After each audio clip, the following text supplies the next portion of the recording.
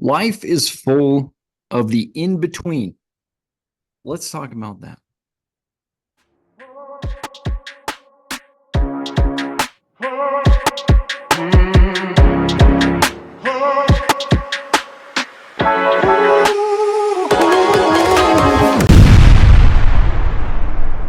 Folks, welcome to the Baseball Brewhaha.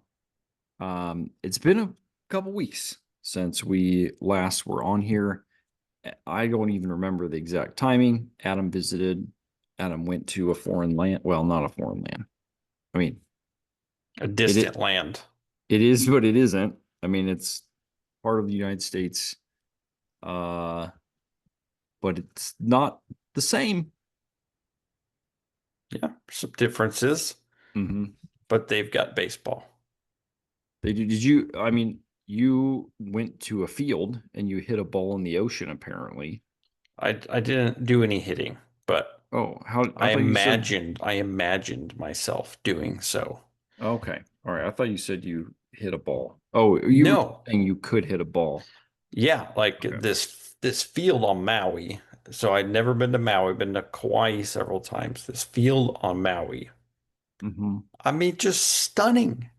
Yeah. Look. Yeah. Look like There's it. no fence, which is a little bit unfortunate, but also adds to this sort of like the ocean is the fence Yeah. sort of vibe. Yeah. And really, honestly, like straight down the line, you hit a tank, it's going in the ocean for Going in the real. ocean. Wow. That's fun. That's fun. Maybe one day, Adam, we'll be there. We'll have. Maybe. I mean, gloves and balls are easy enough to carry. It's going to be the bat. That's going to be Hmm. the. I may have to find a telescoping bat. Well, they do have, I didn't go, Mm-hmm. but in preparation for being on Maui, because I knew we'd be there for a bit for a long layover, and I was going to be there with my son who loves basketball. Mm-hmm. I looked up and there's like a Goodwill, there's a Oh, nice. Salvation Army, kind of, some places to go, maybe Pick score a something up. cheap bat or something. Yeah. Yeah. Which, we've done that when we went to the Field of Dreams. We picked up a ginormous softball bat, which we ended up not using. Um, Left it at the field. Lots of Mhm. gear at the Yeah. field. So if you go to the Field of Dreams, bring a glove, bring up some balls. Helpful. Bats already covered. Yeah. There are some gloves there as well. There are, yeah. But I mean, use your own glove. Yeah. But, So that little, that's a perfect mhm. connection to our topic of the in between because I was on Maui and there was a lot of in between time because I was layover. It was like a 9 hour layover on the way back Yeah. to Seattle and had to find how do you fill the in between? And we were just talking a little bit about this. A baseball game Hmm.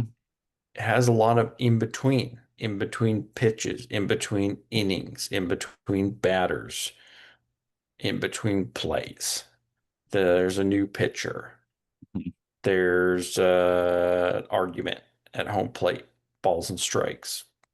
The Hmm. in between time, and this is where I think in my experience, people say baseball is boring, but the in between time is sometimes where the action is. Yeah, it's a great point because I think that if you were to ask like a serious fan of any sport, um, like I got a friend who's a big tennis guy, and I am not.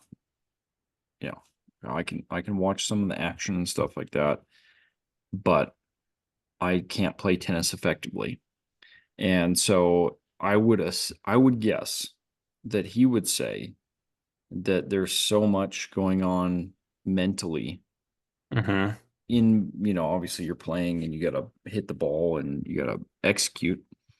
Um, but in between, when you're bouncing the ball, getting the ball from the ball kids and all that stuff, there's a lot going on in the mental side of my in between that I don't even like a game like football, which feels simple in the sense of like you run out there and you catch a pass.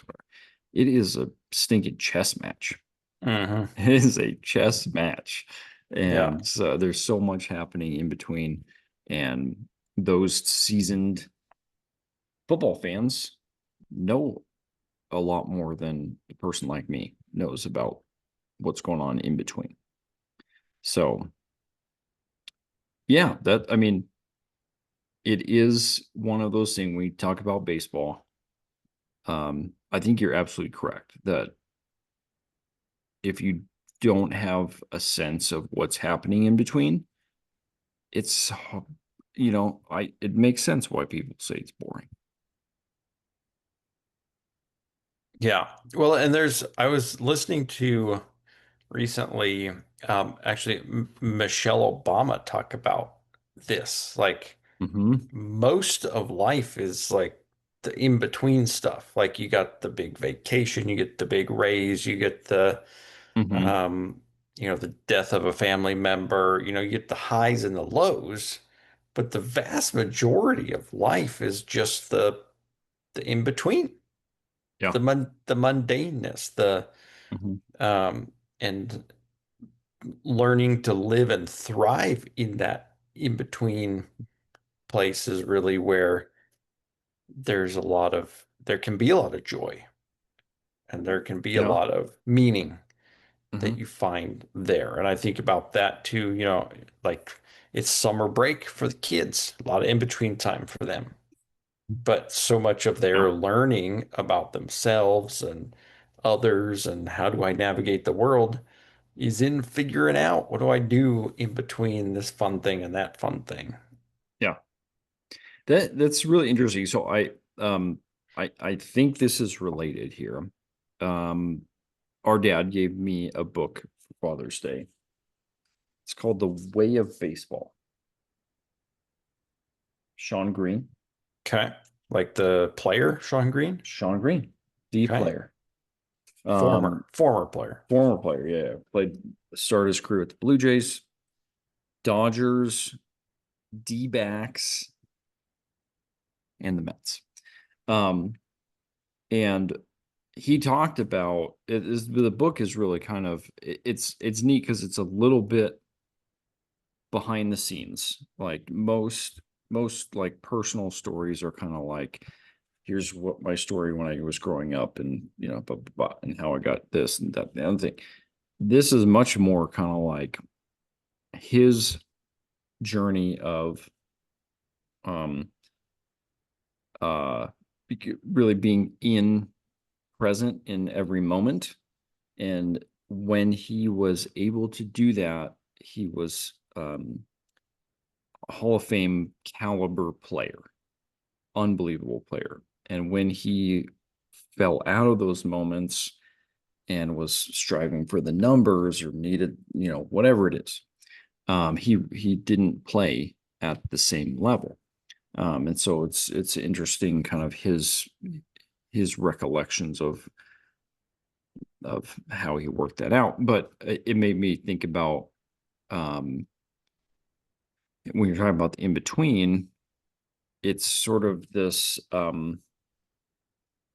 it's the fact that every moment in your life is he kind of talked about this like why I mean it makes sense in some regards, but why is one moment more important than another one? Mm-hmm. Because Yeah. they all add up to you're there, you know. It's more important, like you said, big raise, big accomplishment, a low point, whatever it is, those tend to be more defining, or you remember those certainly. Um, but it's all these other moments. So Went to the old Safeway, and at the self-checkout, the Safeway employee who was the self-checkout person was giving out cards. She's got a little Randy Ready, Bobby Rose. Look at that action shot.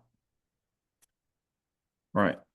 Bobby Rose number two. I'm telling the people about my trip to Safeway. You went to Safeway. Went to Safeway, Uh-huh. and at the self-checkout, the guy who was the employee helping out at the self-check was giving out cards. Really?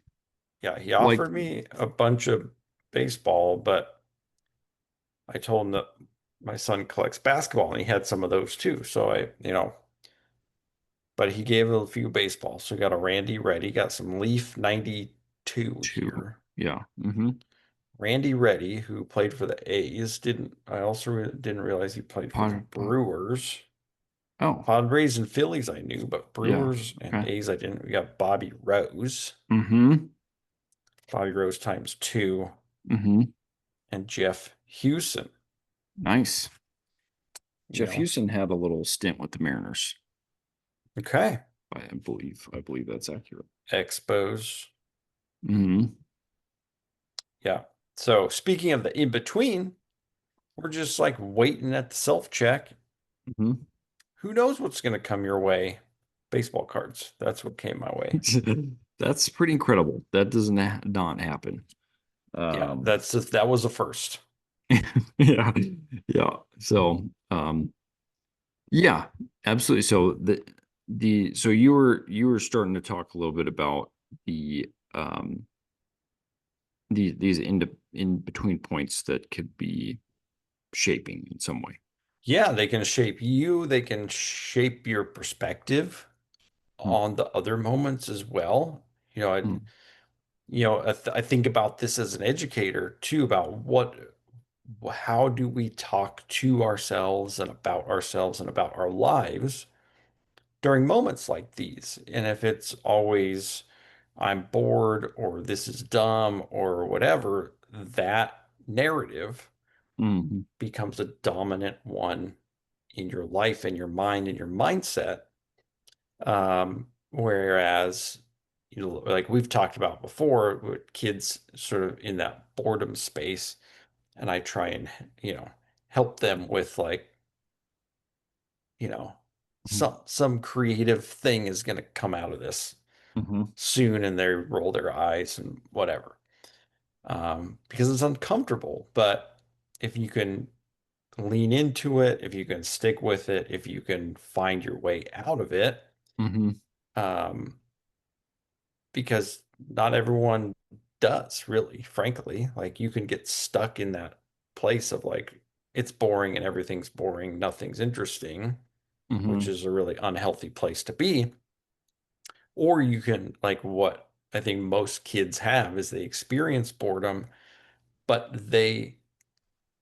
uh, the way they experience it is with a hope and sort of an energy that it's not always going to be this way. yeah. And so Mm, they realize that it will pass. mm, Sometimes it'll be longer, and sometimes it won't. mm, And yeah. and that's healthy for kids, is to figure that journey out for themselves. Yeah. Yeah, I think the other thing I was thinking about with the in between is in many ways, it is, I mean, you would hear it like, um, if you listen to anything with Kobe Bryant, Michael Jordan, their work ethic, what they did behind the scenes, getting up at 3, 4 a.m., Hmm. practicing, multiple times a day and all this kind of stuff. And um, and so I think about, some of the accomplishments that I've had, or even think like, you and I, we won a couple of state championships in basketball. We uh, got second in state in baseball. And um, even thinking about, even just as simple as like earning the privilege of um, starting as, earning a starting position at third base as a freshman in high school. Um, and um, and I think like you think about the championships, I don't know. I think sometimes we think like we look at a professional athlete or we look at somebody famous and we're just like, oh man, how fortunate they are. There are, especially in the world of social media, there are some people who get sort of lucky. Think about like the Hawk Tuah thing. Hmm. Yeah. You just said a thing and it went viral, and I mean, I don't know that it's going well for her. Um, but she got lucky. Most of the time, even with social media, um, there may be luck that happens at some point. Um, but most of those people put in an insane amount of work. And even on the social media side, they put in an insane amount of work for no pay Hmm. in order to get better to the point where, go listen to Mr. Beast. Yeah. Talk about his journey. Yeah. It's crazy, but professional athletes, um, and again, even I think about our personal experience of like winning state championships and winning a couple state championships in basketball. You and I, we in our sophomore year, were not in good shape, and Nope. and our junior year, we didn't play football, and we basically like with us and a friend and our coach basically said, let's work on that, and that paid off. Yeah. Um, Do you remember what our program was called? oh yeah, of course, the quickening, The quickening. the quickening. So we did we and we put it. We were 3 hours a day, basically 2 to 3 hours a day, every day after school, playing pickup basketball. We weren't doing Hmm. like drills or anything, but we made a commitment where we said we're not going to cherry pick. We're going to run hard every time up and down the floor. And that paid off. I mean, we were um, you know, in some ways it's hard to believe that we won, especially our junior year, because there were a lot of really good teams. But we had put in the work, Yeah. and that was all in between. I mean, nobody nobody's coming to watch us play pickup basketball, and like Hmm. it's all that was all in between time. Yeah. And and then we showed up on the court and we went from a middling middle of the road team to winning just about every game. Hmm. So, Yeah. Well, it reminds me of, I don't remember who said it, but about luck uh-huh. being at the intersection of opportunity and preparation. Yeah, totally. Hmm. And so it looks like, oh, it's just good luck, but you did the work and you Hmm. took the opportunity when it presented itself. Hmm. Yep. Yeah, and so I've been thinking about that with sort of the in between time, and I think that there have been times when I'm like really looking and like trying to make something happen, and putting in effort and being prepared are necessary things.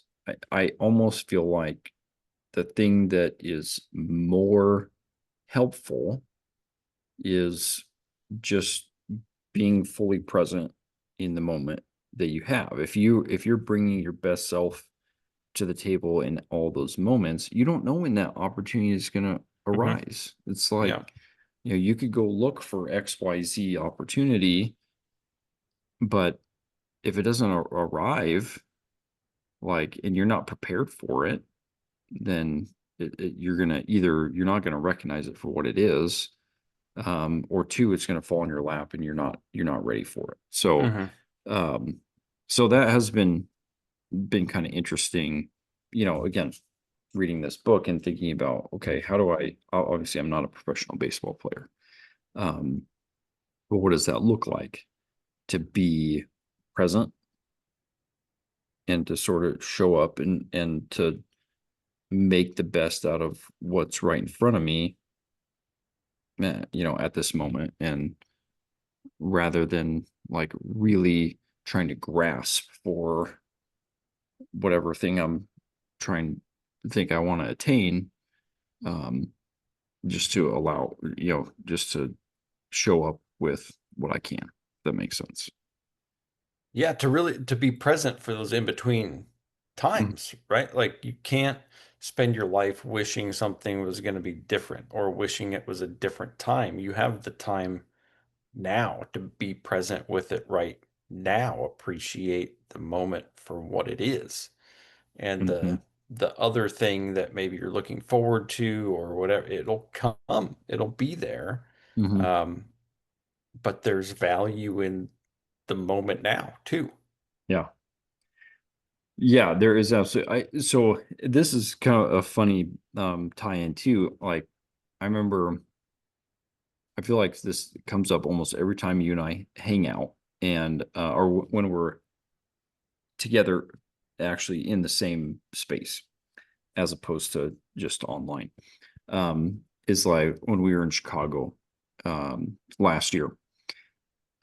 I get in this thing where I'm like, man, I'm so bummed that like we only have one day left, and I'm like Yeah. feeling sad. And then you'll be like, that means you had a great time, or it means you really enjoyed the time, and that kind of thing. And obviously you're not just saying that just to like floof it off, but Hmm. to sort of try to, it's a way to just bring back and say, well, let's just stay in this moment and not get concerned about the moment 48 hours from now when I'm back home and we're not hanging out together anymore. Um, and just enjoy it for what it is. And so Hmm. I think that has sort of helped me to kind of be there. And even if I'm doing an activity that maybe isn't what I would choose to do if I were the one in charge of every single decision. um, be okay with that. Hmm. And sometimes I feel like too, sometimes it doesn't necessarily mean that you have to like feel euphoric about every moment. Hmm. There are moments where you're like, this isn't what I wanted. Yeah. And so kind of, experiencing more than just like euphoria all the time. Yeah. And actually, that was an interesting and kind of the central part of the conversation that I referenced earlier with Michelle Obama about the in-between space, Hmm. about how so many people are hung up on trying to chase this like euphoric feeling or chase this happiness feeling or chase this um, feeling Hmm. that really can't be sustained. Um, and in the chasing, we miss so much of life. Hmm. And in the chasing, because it's not attainable to be euphoric or happy at all times, that's where sometimes depression and despair can set in, is because, oh, it's I'm not getting the like every moment is not my favorite moment, but that's not life. Yeah. There's the in between places, and you have to be okay with just today is Hmm. today. This moment is this moment, and where I'm at is where I am. How I feel about it is how I feel about it. And Mhm. that's okay. That's an okay experience to have. And it doesn't have to, like, happiness at all times um, doesn't have to be the best way to be. Like, there's a lot of Mhm. research about, like, you being calm and, mindfulness, and like that is often not described as extreme happiness, but Mhm. there's mental and physical benefits to experiencing that state that is positive, but it's not, you know, happiness or joy or euphoria. Mhm. Yeah, and I would say too, kind of related to going back to the Sean Green and the being present. The thing that's interesting to me, I feel like I've had a couple of these little couple month windows in my life that have where being really content and focused and really present in that moment. It's interesting that how much more of that sort of sustained joy and happiness, not necessarily like the feelings of euphoria, but just like just feeling really full, Hmm. like enjoying my kids and my family and whatever it might be, like really feeling the fullness of each moment. And I think that it robs us when we're like, I feel like even just in the last week or so, I got in this spot where I wasn't feeling well and I was tired and different stuff like that. But then I got in this mode where I'm just like, I don't get to do the thing I want to do for like a while. And I just was grumpy. And I think that um and so I've kind of felt myself at least a little bit, taking some steps toward really focusing on being present and enjoying the moment, enjoying where I'm at that moment. It's really helped. It's really helped me to feel better and to not be so grumpy and not necessarily feel like, oh, I have to get my time to do my thing. Which when you get in that mode, you go do your thing, you feel just as empty as you did before. Yeah. Yeah. So anyway, it's been interesting having these little moments where when I'm focused on just enjoying that moment, it really brings a lot more fullness and joy. Again, not like euphoric feelings, but just content. Like you're just content. You're Hmm. full of the life that's in front of you. Yeah. Yeah, it's an interesting sort of, I don't know even the word to describe it. I was going to say paradox, but I don't think that's really the right word of like, if you're chasing a feeling, Yeah. it's most likely going to elude you. Like, you might experience it incredibly in a temporal way, where it's like, oh, I reached this goal. But if the goal was, if a main purpose of the goal was to experience a feeling, then the feelings fade. They come and they go, right? Hmm. And so then as soon as that fades, which is pretty immediately when you reach a goal, Hmm. um, if it was about the feeling, you're going to really start to, like, come off that and feel sort of this even greater sense of, like, oh, I need to do something even bigger now to, and Hmm. um, so caution out there to the people, like, be Well, present while you're pursuing goals, and make mhm. life about the moment on the path, Hmm. not about the final destination. Yeah. Yes. Golfer Scotty Scheffler. talked about that. So if you're watching, go look up Scotty Scheffler.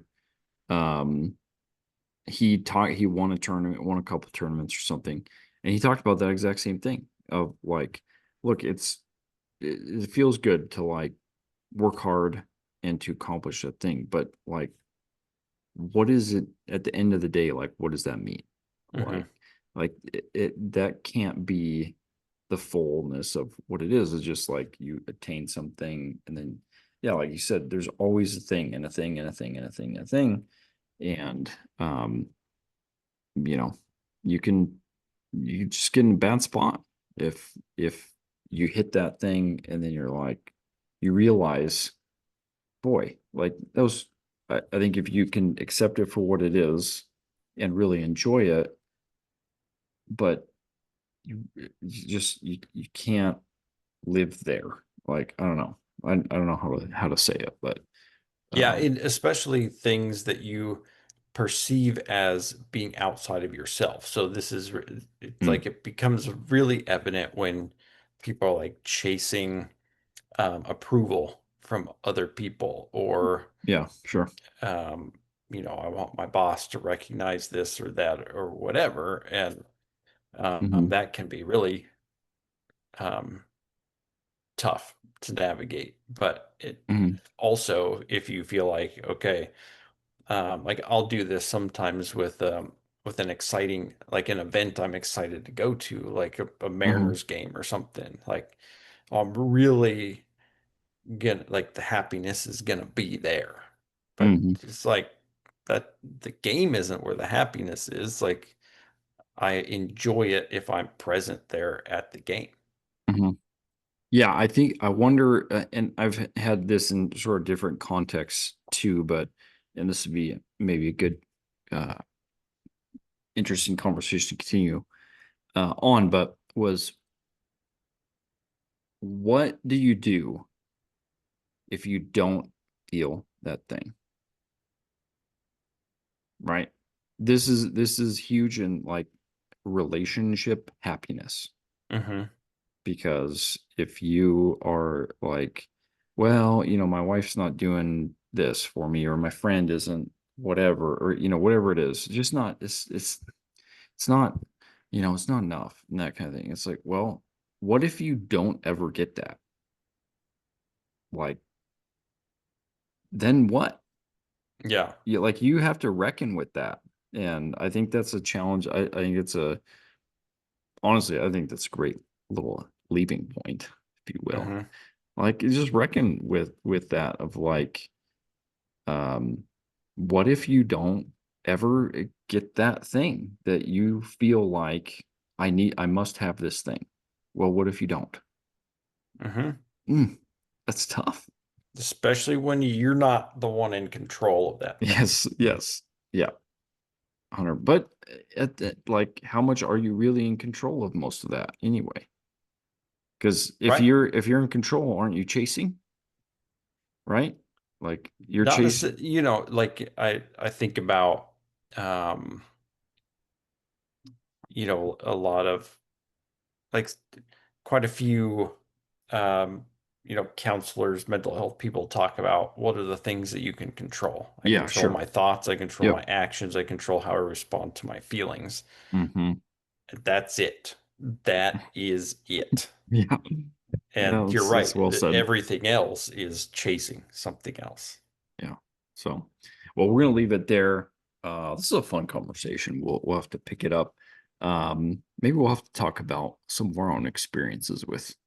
I'm Yeah. sure I got plenty in there on the Hmm. bank of things chasing and whatnot. So, anyway, thanks for hanging with us, folks. Fun one, and we'll be at it next time.